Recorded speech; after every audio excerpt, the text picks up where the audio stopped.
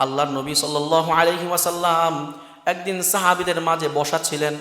এমন সময় একজন মহিলা আসলো। কি আসলো? একজন মহিলা আসছে।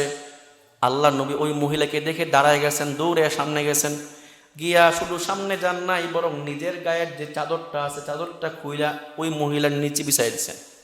সাহাবায়ে কেরাম তো আশ্চর্য হয়ে গেছেন, আরে কি, কে এমন মহিলা যেই মহিলার জন্য আল্লাহর নবী, বিশ্ব নবী, আল্লাহর পরে যার স্থান ওই নবী নিজের চাদরটা পর্যন্ত বিছায়া দেয়। চাদর মানে আমরা বুঝি কাপড়ের উপরে শীত থেকে বাঁচার জন্য যেটা, সেটা কিন্তু চাদর বলতে আরবের মানুষেরা গায়ে যেটা জামা দিত, এই জামাটাই ছিল চাদর।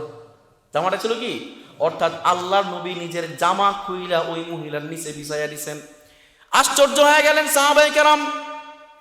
ওই মহিলার সাথে কিছুক্ষণ কথা বললেন, তারপরে একজন সাহাবীকে অর্ডার করলেন, যাও অমুক জায়গায় আমার 40টা ছাগল আছে, ওই ছাগলটা এই মহিলার যে রাখাল আছে রাখালকে দিয়ে দিবা।